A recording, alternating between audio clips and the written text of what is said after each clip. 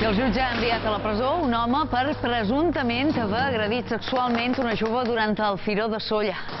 Una jove de 20 anys, emocionada i plorosa, es va apropar a dos agents i els va explicar que un grup d'homes vestits amb indumentària de pirata l'havien envoltada i l'havien tocada sense el seu consentiment. Aquestes coses embruten molt el que és la festa. La festa no té res a veure amb fer malfrats, ni amb abusar de ningú, ni res.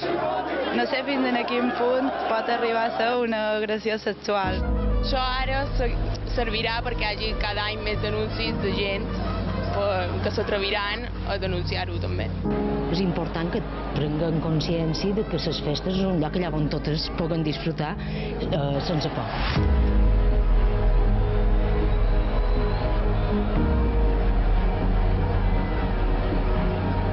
Sense agressions sexistes. Per parlar-ne s'afegeix a la taula Otger Ametller. Otger, bon vespre. Hola, bon vespre. És coordinador i psicòleg de l'Observatori Noctàmbul sobre consum de drogues i assetjament sexual a l'oci nocturn. Tot d'una, parlam amb ell. Abans, situam el tema. Segons la interlocutòria del jutge, la declaració de la víctima és clara i contundent. Durant la festa del Firó de Sóller d'enguany, el presumpte agressor, juntament amb 3 amics, hauria humiliat i agredit la jove d'uns 20 anys. Segons el seu testimoni, els 4 homes li haurien realitzat tocaments greus durant 5 minuts a diferents parts del cos, a més d'intentar baixar-li els pantalons. Mentre tot això succeïa, li pintaren la cara per la força i li feren mal als ulls. El jutge decretà l'ingrés a presó sense fiança de l'investigat, al·legant que no havia col·laborat en la identificació dels altres presumptes agressors i que, a més, havia banalitzat els fets. Tot plegat tingué lloc el passat 15 de maig, durant la festa més emblemàtica per als sollerics. El cas del Firó de Sóller és el més recent, però no l'únic. De fet, davant l'augment de comportaments sexistes a les festes populars, les institucions de Balears ja han començat a posar fil a l'agulla. A Mallorca, el Consell Insular engegarà una campanya que, sota el lema No i punt, recorrerà més de 20 municipis de l'illa durant els mesos d'estiu. El promotor d'aquesta campanya va ser inicialment l'Ajuntament de Palma, però el Consell de Mallorca també se l'ha feta seva per erradicar el sexisme de les festes populars. L'any passat es varen instal·lar pancartes a 31 municipis i enguany ja s'ha celebrat una jornada informativa amb representants municipals per intentar augmentar aquesta xifra. Una altra de les festes més multitudinàries de les illes és Sant Joan de Ciutadella. La Policia Nacional i la Guàrdia Civil han anunciat que doblaran els seus efectius i des de l'Institut de Seguretat Pública de Balears s'ha coordinat la presència de 12 agents del programa Policia Tutor. L'objectiu és evitar conductes de risc tant en el consum excessiu d'alcohol com en temes d'assetjament sexual i violència masclista. Otger, fins a quin punt l'alcohol i les drogues són un risc per les agressions sexuals? Fins a quin punt les propicien o fins a quin punt fan abaixar la guàrdia a les possibles víctimes? Clar, el consum d'alcohol i altres drogues hi és present bàsicament en totes les festes, sobretot quan parlem d'oci nocturn, i nosaltres una de les coses que ens preguntaven és fins a quin punt té un paper important. El que sí hem vist és que el consum de drogues, sobretot l'alcohol, que és el que està més present en tot el tema de les violències sexuals, encara que es digui sobre la submissió química, la burundanga, la substància que més és present normalment és l'alcohol. I en aquest sentit, quina és la funció que fa l'alcohol? L'alcohol és capaç de causar una violència sexual o simplement és un detonant amb una persona que realment ja té algun tipus de pensament. Per exemple, l'alcohol en concret és un depressor que d'alguna manera el que fa és apagar-nos funcions cerebrals, però sí que d'alguna manera el primer que apaga és el control dels impulsos. Tot i ser, és una substància que utilitzem en les festes i en teoria l'utilitzem com un estimulant, com un euforitzant, però per què l'utilitzem com un estimulant si és un depressor? I és un depressor perquè precisament diguéssim que ens treu el fre de mà. I en aquest sentit, aquelles persones que per un control social o per un autocontrol pensen determinats tipus de comportaments però no s'atreveixen a fer-los, en el moment que han begut o han consumit altres substàncies és quan passen a la pràctica. Per tant, la causa en si no és l'alcohol o altres substàncies, sinó el fet que aquella persona tingui algun tipus de pensament més aviat masclista, etc. Presó preventiva sense fiança per algú acusat d'agredir sexualment una jove, en aquest cas durant la batalla de moros i cristians de Sóller, pot ser un càstig exemplar que a algú li pot semblar excessiu. A vostè ja sé que no és misser, per tant no li deman des d'un punt de vista legal, però pel que vostè veu, coneix i analitza aquest problema, que ara li demanaré si va a més o no, què li sembla? Lògicament són comportaments que s'han de penalitzar i que estan a la llei, no? D'alguna manera la llei ens marca què és assetjament sexual, què és agressió sexual i quines condemnes n'hi ha a un i a altre i quins atenuants i quins agreujants, no? Per tant, d'alguna manera, a partir d'aquí, és un jutge qui ha de determinar què ha passat, no? I d'alguna manera acabar posant... El que sí és cert és que si no es penalitzen aquest tipus de situacions i si d'alguna manera les banalitzem, el que estem fent és animant a altra gent a envalentonar-se a fer determinat tipus d'actuacions. Per tant, sí que hi ha d'haver-hi una conseqüència negativa i qui l'ha de determinar és segons una llei que està establerta. Aquestes agressions sexistes a les festes, a la nit, relacionades o no amb l'alcohol, o amb les drogues en general, van a més o es denuncien més? Nosaltres creiem, perquè és molt difícil saber-ho, però nosaltres creiem que es denuncien més. Si parlem, nosaltres vam estar l'any passat també a Pamplona, durant el Sant Fermines, també analitzant què és el que havia passat allà. Veiem que, i gràcies també als mitjans de comunicació, és un tema que cada vegada es denuncia més i es desnormalitza, tot i que encara veiem que la majoria de comportaments i situacions d'assetjament més de baixa intensitat estan molt invisibilitzats, no només pels nois que les fan, que moltes vegades no són conscients que estan fent algun tipus d'agressió, sinó per les mateixes noies que ja els hi han passat tantes vegades que no li donen gens importància. La conversa l'estan seguint els nostres tertulians. La vostra primera conclusió o idea davant d'aquestes agressions sexistes, quina és, Matías? Yo parto de que la gran conquista de los tiempos contemporáneos es lo que yo llamo la mujer sola. Esta misma noche, aquí en Baleares, centenares de mujeres han salido a correr por la calle solas sin ninguna prevención. Cualquier cosa que cree un peligro a esta situación es un retroceso brutal de la sociedad y esto es lo que ocurre en estas agresiones. No solo se persiguen estos comentarios un poco ambivalentes que hemos escuchado en Sóller, una presunción de inocencia que siempre hay que respetarla, sino una presunción de indecencia. Es decir, en la fiesta se podría ser indecente. Yo creo que el comportamiento que el juez atribuye a estos 4 jóvenes, sin un consentimiento expreso de la otra persona, se convierte en víctima y, por tanto, es un asunto penal. Y está claro que las pesquisas en Sóller no avanzan como deberían, pero también estoy seguro que no avanzan por personas que cuando en su momento se les encuestó hay que endurecer las penas contra las agresiones sexuales, sí, y más, y 5 años, y 10 años como está ahora para agresión sexual en grupo. Y recordemos una cosa, hay un hombre en la cárcel, no es un joven, por cierto, es un hombre en la cárcel, pero según el propio juez hay 3 hombres más que hoy están en su casa, probablemente en Sóller, y yo lo que pregunto a los espectadores, les pregunto es, ¿usted denunciaría a una de estas personas sabiendo lo que ha ocurrido? Denunciaria perquè és un veïnat teu, vols dir? Porque, desde luego, estas personas que pertenecen al grupo de amigos y sin que las pesquisas hayan avanzado mucho hasta el momento, y cuando el juez considera que eso es decisivo para mantenerlo en la cárcel, el que no haya delatado a quienes eran sus presuntos compañeros en la presunta agresión, está claro que cabe imaginar la pesadilla que están viviendo estas personas, al margen de que hubieran cometido el delito, y está claro que no se les ha delatado. Yo lo que les pido a los espectadores, en esta situación, ¿qué haría usted? ¿Delataría a estas personas? A veure, jo crec que aquí hi ha 2 temes que se lliguen, que són les festes i l'alcohol i les agressions sexuals. I clar, el lligam existeix. Ell ha dit una cosa que diu que no s'atreveixen a fer-ho si no han begut alcohol. A veure, la majoria de festes, i sobretot aquestes de moros i cristians, els ajuda a actuar des de l'anonimat. Van pintats, van en grups, van disfressats. Ho dic perquè ara que s'està parlant i que les institucions s'han posat les piles i que hi ha campanyes i que se fa tot, les festes ajuden, actuen i jo per lo que veig és que actuen des de l'anonimat i després actuen en grup. No sol haver sempre un tot sol que ataqui. És que la invisibilització que genera l'anonimat, i és una cosa que també ens passava a Sant Fermines, és el que provoca la desresponsabilització col·lectiva i d'alguna manera és quan, si dèiem que l'alcohol i les drogues és un disparador, el fet de ser molta gent en una situació on ens toquem molt, etc., també n'és un disparador.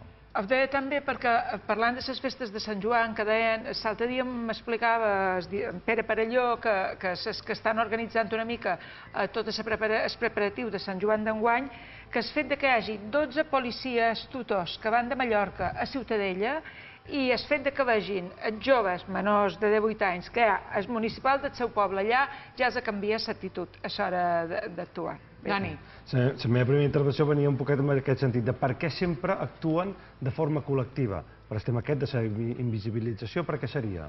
Que sempre hi ha no sempre s'actua de forma abusos. col·lectiva, però sí que és cert que moltes vegades ens trobem en aquesta situació. La desresponsabilització, el fet de que... Perquè, clar, tu, moltes vegades us trobeu les dones quan entreu en una discoteca, quantes vegades us han tocat el cul, no? Quina és la funció de tocar el cul d'una dona quan després te n'amagues, no? No és tant una funció d'eroticisme, etcètera, sinó és una funció de dominació, no? En el sentit de jo tinc el dret, no?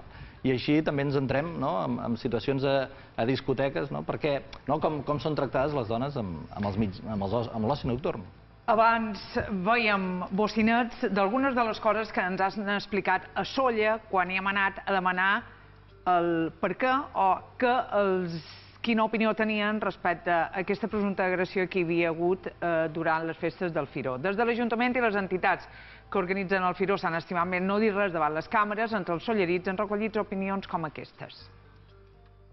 És vera que el Firó du molt de peu que la gent vegi, beuen i no saben què fan, i molta gent aprofita aquesta situació de pintar en els altres per aprofitar-se del moment.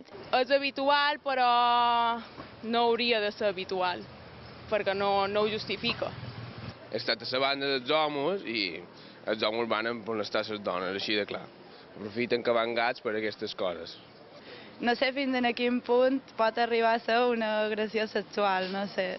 Sé que no m'assegen, però potser te poden estar manejant o el que sigui. Sí que és vera que igual intenten sobrepassar-se una mica, però quan tu poses un tope, no té per què passar res. No, normalment no passa. Si hi ha gata, la veritat que sí, molta, però aquestes coses són bastant respectuoses. Que a vegades una tonteria darrere l'altra arriba a dues situacions que no t'agrada. I això s'ha d'aturar. Aquest dia tothom va com a locos, que passen coses. Jo com a sollerí que he sortit i sí, m'han posat les mans pel cul, m'han dat besos, m'han embrutat la cara i això com a sollerí que és normal, això aquest dia. Jo mai tampoc he vist res de l'altre món així en plan agressió sexual així, però sí que és vera que qualcun se passen pintant i això i fiquen més mà de la que toca. Això ara servirà perquè hi hagi cada any més denúncies de gent que s'atreviran a denunciar-ho també. Si no estàs disposta que te puguin tocar el cul, o que te puguin tocar una cama, o que fan el burro, perquè també hi ha dones que també ho fan, doncs no venguis en el Firó i ja està. Aquesta darrera reflexió, G, em du a demanar-te si podem parlar d'agressió quan qui pateix aquesta presumpta agressió no se sent agredit o agredida en aquest cas. Home, sí, existeix un consentiment i el consentiment ha de ser quelcom actiu, quelcom sobri, que d'alguna manera participa en aquesta relació, no té per què ser una agressió sexual. En el sentit de, si estem en una relació on d'alguna manera jo mostro el meu consentiment, sigui verbalment o sigui demostrant-ho, tocant, etc., això no té per què ser una agressió sexual. Però enmig de la multitud, que et vagin tocant el cul diverses vegades, no sé si la gent interpreta que això és un consentiment o la gent se l'agafa en plan, una mica el que deia aquesta noia, de si no vols pols no vagis a l'era, si no vols que no et toquin... Llavors aquí estem una mica limitant la llibertat de la gent. És a dir, jo pel fet d'anar amb aquest tipus d'esdeveniments haig d'acceptar que em toquin el cul i a tot arreu? Com ho veus? Sembla un consentiment exprés, no? El fet d'anar a les festes, estàs acceptant, estàs permetent que et toquin per tot. No sé, on t'ho posa, això? Perquè no col·locar-te segons a on o no anar vestida d'una determinada manera és recomanable acceptar això o és acceptar que les dones ho cerquen quan se van a col·locar allà o van vestides d'una determinada manera? Jo, que m'he quedat de la majoria, és vera que hi ha hagut una lota que ha dit a partir d'ara se denunciarà més, que era la penúltima, he detectat com una conformitat general, com donar-ho per fet, com que és normal. Possiblement, a dins del que ha passat fins ara, sí, hi ha gent que ho trobi normal. Jo me demano, Quan no van pintats i no van beguts, ho fan cada dia, en això. Van tocant el cul pel carrer. Ho van fent a les seves germanes. Els agradaria que un amic seu ho fes a la seva germana i tal. Aleshores, és aquí on s'han de posar els límits. Hay un matiz en la situación que se plantea en cuanto al detenido, es un padre de familia. Es decir, esta es una pregunta que nos afecta a todos. Hay una frase que ha dicho uno de los espectadores, meter más mano de la que toca. Y es el mismo que ha dicho que no hay agresiones sexuales. Entonces, pero de alguna manera, ¿cuál es el concepto de agresión sexual? Pero esto es subyacente en todas las declaraciones. Lo que se demuestra es lo de siempre, que el Código Penal no es lo mismo cuando hieren o matan en un accidente de coche a un familiar nuestro o cuando un familiar nuestro mata o hiere con un coche. Yo creo que se ha de hacer siempre la advertencia sobre el alcohol, como la del tabaco. Es decir, hay que decir que el tabaco mata cada día 24 horas porque el tabaco mata y el alcohol también. Ahora, el alcohol no puede ser una excusa y yo no estoy de acuerdo ni siquiera que sea un atenuante legal. Y después, lo que pasó en esta agresión, tal como lo cuenta el juez, si lo admitimos así, y por eso hay una persona en la cárcel, son 5 minutos, me gustaría que pensáramos en 5 minutos de televisión, intentando bajar los pantalones, metiendo las manos por dentro de los pantalones, 4 personas, que se supone por ser varones masculinos, más fuertes que esta chica, etcétera. Es decir, y aquí también hay esta cosa un poco viril que no lo imaginamos, 4 gorilas, 4 hombres gorilas a mi alrededor durante 5 minutos intentando todo tipo de hazaña sexual. Y luego una cosa, lo contrario del no meter más mano no es el puritanismo. Estamos en Mallorca, Menorca, Ibiza, donde empieza la liberación sexual no española, la liberación sexual europea y mundial. Es decir, no tiene nada que ver la liberación sexual con que haya un consentimiento explícito o tácito antes de entrar en posesión del cuerpo de otro. Anem ara fins a Pamplona. Parlàvem abans de les festes de Sant Fermín, una ciutat que ha fet, de fet, molta feina en el tema de les festes i agressions sexuals amb motiu, com dic, d'aquestes festes de Sant Fermín. Vanessa Eguiluz, tècnica d'Igualtat de l'Ajuntament de Pamplona. Bon vespre, buenas noches, Vanessa. Buenas noches. ¿Qué pasaba en San Fermín durante las fiestas para que el Ayuntamiento se decidiera a intervenir? Bueno, al final en las fiestas de San Fermín no pasaba nada diferente a lo que pasa en otras fiestas, porque yo creo que las fiestas son al final el reflejo de la sociedad en la que vivimos, una sociedad machista en la que son el foco aumentado un poco de las situaciones de desigualdad y machismo y discriminación que vivimos las mujeres el resto del año. Pero bueno, en 2014 el Ayuntamiento, como institución, ya se hizo cargo de una demanda de lo que venía siendo ya vieja de los movimientos feministas para trabajar explícitamente este tema y para hacer de todos los espacios festivos pues, lugares seguros, para que las mujeres puedan vivir libremente las fiestas sin miedos y sin preocupaciones. Un poquito el punto de inflexión fueron las imágenes que salieron de un momento del chupinazo en el que se veía como varios hombres pues amparándose un poco en la masa, ¿no? Realizaban tocamientos a mujeres y entonces ese fue el momento en el que el Ayuntamiento de Pamplona dijo basta, esto hasta aquí no se va a permitir más, se acabó y hasta aquí hemos llegado, ¿no? Entonces se decidió crear el grupo Sanfermines en Igualdad. ¿Quiénes lo conforman y qué se hace? Bueno, el Grupo Sanfermines en Igualdad es un grupo compuesto por personal técnico de diferentes áreas del Ayuntamiento, asociaciones de mujeres y movimiento feminista. Y el objetivo es diverso, ¿no? Pero es transversalizar la perspectiva feminista en lo que son todos los ámbitos de la fiesta. Se trabaja no solo en lo que sería eliminar las agresiones sexistas de los espacios festivos, sino también incorporar la igualdad en lo que es la organización, la programación, la publicidad, todo lo que incluye la fiesta. Y en el fondo, al final, se trata de reivindicar el derecho de las mujeres a estar en la calle, a vivir la fiesta con seguridad y libertad, ¿no? ¿Y qué resultados habéis notado? Pues la verdad que hemos notado bastantes cambios en los últimos años y uno de los puntos fuertes del trabajo del trabajo de este grupo ha sido que se han podido visibilizar todas las agresiones sexistas. A la ciudadanía ya le está quedando claro que los tocamientos, los comentarios, los piropos, los acorralamientos también son agresiones sexistas y que esto no se permite en la fiesta, porque este tipo de agresiones no permiten que las mujeres podamos participar libremente de la fiesta. Y esto también hay que denunciarlo, ¿no? Y en este sentido también se ha avanzado mucho en que la ciudadanía pamplona tiene cada vez más claro que no todo vale y que eso no son conductas machistas producto de la sociedad en la que vivimos, ¿no? Vanessa, sí. Pues muchas gracias por haber compartido vuestra experiencia con este programa. Gracias. Vale, gracias. Ojeda, què depèn? Què passem de banalitzar, a recriminar fins i tot en públic les agressions sexistes de les quals puguem ser testimonis? Doncs aquí, a Pamplona mateix, una de les claus va ser els mitjans de comunicació.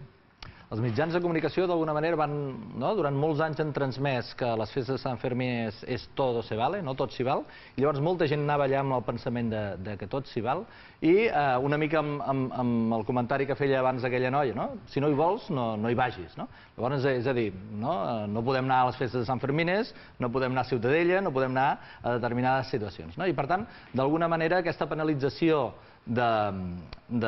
social, perquè nosaltres parlem que, i estava molt bé que abans el Matías ho introduïa, és a dir, hem passat molts anys a intentar que les víctimes siguessin prudents i la prevenció enfocada molt amb la víctima, que no es posés en situacions de risc, i mica en mica anem canviant el focus i l'estem posant, per una banda, amb el possible agressor, i per altra, amb el que nosaltres diem l'espectador ètic, és a dir, la penalització social de l'entorn que, amb no grans accions, però sí que amb accions reals i petites, acaba penalitzant el que està fent a l'entorn. Perquè les agressions en aquests entorns sempre són d'homes cap a dones. A vegades s'identifiquen agressions en sentit contrari?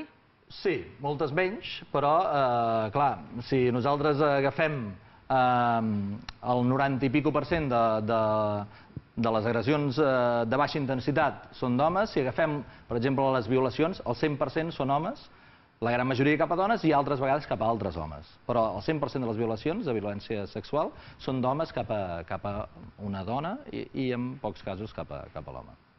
També a les festes de Sant Joan de Ciutadella, podem anar a Ciutadella, companys? Dic que també a les festes de Sant Joan de Ciutadella s'han denunciat agressions sexistes. Saludam en aquest punt Josep Joaneda, tinent de batlle i regidor de festes de Ciutadella. Josep Joaneda, bon vespre. Hola, bon vespre. Des de l'Ajuntament també es fa feina per lluitar contra agressions sexistes i localitzar-les si es produeixen, no? Sí, de fet, l'Ajuntament el que té des de fa 2 anys és un pla de conscienciació implantat en el que no només es fa feina per evitar aquest tipus d'actituds, sinó que intentam fomentar actituds cíviques i de respecte cap a la festa de Sant Joan, ja que degut a molts aspectes com la massificació o alguns problemes que hi ha hagut durant els darrers anys, hem hagut de fer una feina a llarg plaç. Perquè diria que els darrers anys, i lligat en certa manera en aquesta massificació o la quantitat de persones que poden arribar fins aquí o que poden ser d'aquí i no acaben d'entendre com s'ha de fer festa, diria que se n'han produït més els darrers anys o que ara es denuncien i abans no es feia? De veritat, jo crec que el que influeix són diferents aspectes. Primer, un augment del volum de les persones que venen a visitar la festa i a visitar Ciutadella, i també altres aspectes com dèieu abans, el consum d'alcohol, etc., que tot conjunt fa que es produeixin situacions que no són agradables tant per Sant Joan com en cap altre àmbit. El que passa que, clar, això, gestionar tots aquests problemes i gestionar totes aquestes masses de persones es fa complicat i, per tant, creiem que tant hem de fer feina a curt termini com a llarg termini. I això és el que des de l'Ajuntament estem intentant fer. Quines previsions fan pel Sant Joan d'enguany, que a més cau en cap de setmana? Tot i que hi hagi unes previsions d'augment de barcos i d'avions que puguin arribar amb persones que vulguin visitar la Ciutadella i les festes durant aquests dies, el dispositiu que es preveu, tal com marca el pla director i els 2 plans d'autoprotecció que tenim aprovats i que estem aplicant, les previsions de dispositiu de seguretat són les mateixes. Evidentment, l'Ajuntament de Ciutadella té problemes o té dificultats per poder organitzar i donar abast a tota aquesta seguretat i muntar el dispositiu, però el dispositiu que es preveu és similar als altres anys, tot i que sí que potser aquest any, tenint en compte que la festa cau en divendres i dissabte, hi pugui haver un augment de persones que estiguin presents durant Sant Joan. Una de les mesures que s'han pres ha estat també limitar l'aforament. L'any passat es va fer en el Joc d'Esplà i enguany s'estendrà al Caragol d'Esbord, no? Sí, de fet, ja fa 2 Sant Joans que els Jocs d'Esplà compten amb un pla d'autoprotecció en el qual ens marca quin dispositiu hem de tenir previst i també quin aforament hi ha d'haver en cada moment, tenir coneixement d'aquest aforament per poder saber com actuar. Enguany també, després de veure que l'any passat el Caragol d'Esbord previsiblement passava de les 20.000 persones, també hem hagut d'aprovar un pla d'autoprotecció pels jocs del Caragol d'Esbord, diguem. I també hi haurà un aforament que s'haurà de controlar, sobretot més que res per saber com actuar en cada moment en cas d'incidents. El dispositiu i els directors del dispositiu han de saber en tot moment la informació del nombre de persones que hi ha a cada un dels actes per poder actuar en conseqüència. Josep Joaneda, com deia, tinent de Vale, regidor de festes de l'Ajuntament de Ciutadella. Gràcies també per haver participat en directe avui al Dues Voltes. Moltes gràcies i bona nit. Clar, fins a quin punt la massificació, una festa cada vegada més massificada, afavoreix, tornant ara a les agressions sexistes, que n'hi hagi? La massificació provoca aquest anonimat que dèiem. El problema és com és que pel fet d'haver-hi molta gent hi ha un tant per cent de persones que aprofiten aquesta situació. I en aquest sentit, molta de la tasca que hem de fer és àmplia des dels mitjans de comunicació, però també suposo que des de ben petits, des de ben nins, d'alguna manera, aquesta educació cap a la igualtat i cap al respecte mutu. I en aquest sentit, no perquè hi hagi 5.000 o n'hi hagin 10.000, no es tindrien de donar aquest tipus de situacions. El que volia dir és que, mirant una mica Pamplona i Sant Joan, se produeix l'efecte mimètic. I em dóna la impressió que la gent des del lloc se queixa del mateix o de grans festes, des que hi ha aglomeracions i va gent però no van a la festa. És un dels problemes que pateixen, no van allà. Aquella lota que han vist les imatges a la plaça de l'Ajuntament de Pamplona, en el Pla de Sant Joan, fa 2 anys també n'hi havia. També n'hi havia. Ara, com que estan fent el control, jo crec que això és un efecte dominó i també, supos que ara, ja l'any passat hi havia més control, l'estan aturant. Però un dels problemes bàsics és que allà de gent que va a llocs, no per viure les festes que passen allà, sinó per anar a fer-se una juerga. Això és de lo que se queixen molt els voluntaris i la gent de Ciutadella que està passant allà.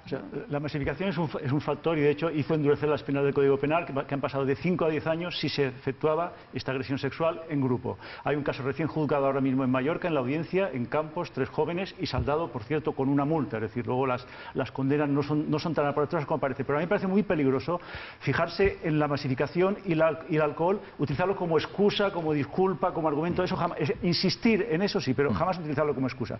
Y después, ya solo por jugar siempre por el disidente, un poco el extremo contrario. Es decir, mientras aquí hemos visto incluso una cierta tolerancia, esta presunción de indecencia en una fiesta popular, en el acoso sexual, por ejemplo, en el lugar de trabajo se considera que las miradas ambiguas ya pueden ser un factor delictivo.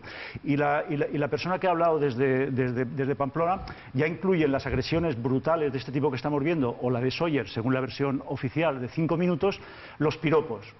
Bueno, yo lo admito para quien lo crea, pero también estoy dispuesto a admitir cualquier piropo que se me haga, estoy dispuesto a aceptarlo sin que lo considere una agresión sexual. És a dir, dir-li a una dona alguna cosa com estàs guapa, és a dir, això ja és des d'aquí. Si existeix un consentiment, si és una persona, l'altre dia és molt graciosa, amb una obra, hi havia penjat un cartell que deia nosaltres no volem contribuir a l'assetjament, nosaltres no anem llançant piropos a les noies que passen. Perquè quan es llença una floreta, amb quina actitud es llença? En el sentit que quan un home passa una dona que no coneix de res i per tant no sap si l'acceptarà bé o malament, li llença una floreta, amb quina actitud i amb quina justificació ho fa? Llavors, normalment, no és moltes vegades per dir-li alguna cosa bonic, sinó moltes vegades és per veure davant dels altres i a vegades en riure-se'n fins i tot d'aquesta persona. Supos que la línia, alerta, que a favor de la tolerància zero amb aquests temes, però supos que la línia és molt difícil de marcar. Estem a una passa de condemnar Sant Valentín com a desencadenant de les agressions sexuals. Ja ho van intentar fer aquí a Balears. Ara, mentre mirava aquestes imatges del que havia passat a Pamplona, he passat amb Pedro Sánchez. No és no, i no li van fer cas. Elles no tenen tampoc l'oportunitat de dir que no, i quan diuen no tampoc se li fa cas. Però estem parlant d'unes situacions que passen enmig de la gent, no necessàriament d'una forma aïllada, a un racó, a un carreró fosc. Els tocaments de Ciutadella, 2011, estem ratllant d'un grup d'al·los, joves en aquell cas, que van arrabassar directament la roba interior a un parell d'al·lotes. I va passar tot durant les avellanes. Rebassar la roba interior no és fàcil. No és fàcil entre un grup. I a més estava passant enmig del carrer. I ho van haver de denunciar elles. Per cert que tot allò va acabar amb una falta de lesions. El jutge va considerar que no hi havia tocaments i que, per tant, no era un abús sexual. I ho va deixar amb una falta. Llavors, quina és la línia? Tot això venia amb motiu dels principis d'intervenció. Quina és la línia que separa un tocament d'una falta? Lògicament, si agafem la llei, l'assetjament sexual, el tocament considera un assetjament i, per tant, és una falta. I en aquest sentit, moltes vegades tornem amb lo del consentiment. Moltes vegades és el consentiment el que et genera el que, d'alguna manera, aquella persona estigui rebent allò de forma favorable o tu estigues assetjant-la. En aquest sentit, és bastant determinant que un consentiment enmig de la gent, etc., amb una persona que no coneixes de res, lògicament no existeix. Jo sí que voldria dir en relació a lo de les avellanes de Ciutadella, la plaça allà de les Palmeres, que li diuen fa anys que estan traient a moltíssimes nines i joves que no saben on van la roba interior.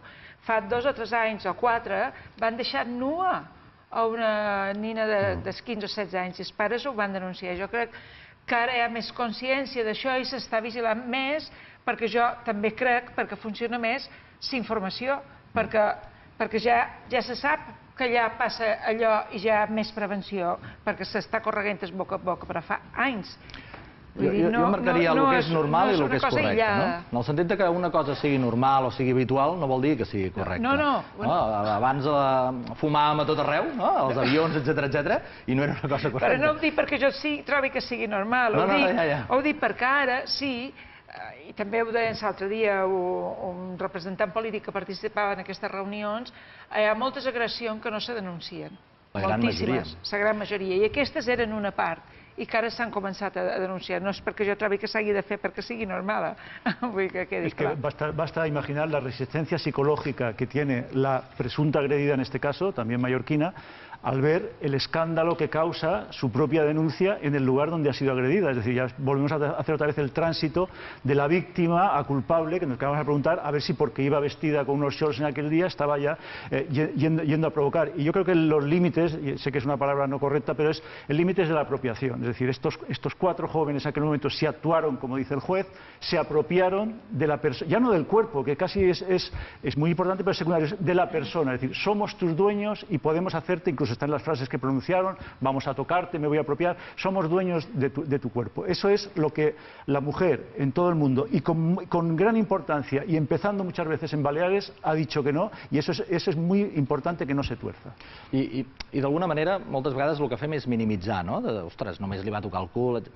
El fet de minimitzar determinats tipus de comportaments més de baixa intensitat, podríem dir, és el que permet després que això es normalitzi, es vegi fins i tot normal i correcte.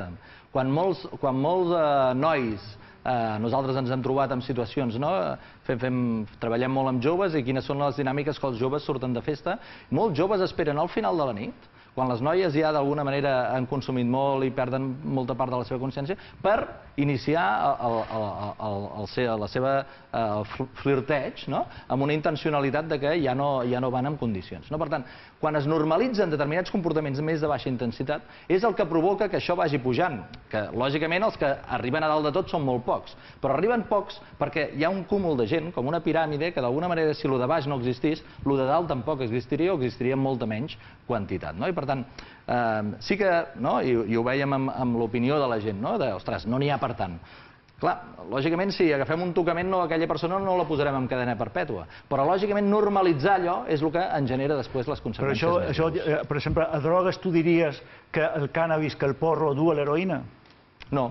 Però és el mateix que s'ha dit ara. Bueno, no entrem en drogues. No, però vull dir que un comportament generalitzat suau pot dur a les drogues dures. I per cert, aquesta frase és molt important. Solo le tocó el culo, esta frase aparece en una sentencia dictada en Baleares que empleó un tribunal para rebajar una condena. Si le tocó el culo es menos condena que si hizo otra cosa, pero el solo es donde demuestra que todavía hay comportamientos enquistados al respecte. És una segona victimització per ser agredida. Sí, perquè a més de que reps una agressió, és el que ells et pregunten, havies begut? Havies ballat amb ell? El coneixies? Havies iniciat una relació? Clar, el consentiment també és una cosa que és reversible en qualsevol moment. Tu amb aquella persona t'hi pots morrejar i pots començar a iniciar una relació sexual, però no perquè tu hagis començat a iniciar una relació sexual, a partir de llavors pot ser via lliure, no? El consentiment pot ser reversible en qualsevol moment per qualsevol de les dues persones, o tres, o els que siguin. Otger, moltíssimes gràcies per haver passat per dues voltes. Hem explicat quina és la realitat. Veurem si campanyes com les que també s'han posat en marxa i les quals el vostre observatori també ha participat aquí des de les Illes serveixen per aturar aquestes agressions. Gràcies a tots tres per haver tornat a dues voltes. Que vagi molt bé.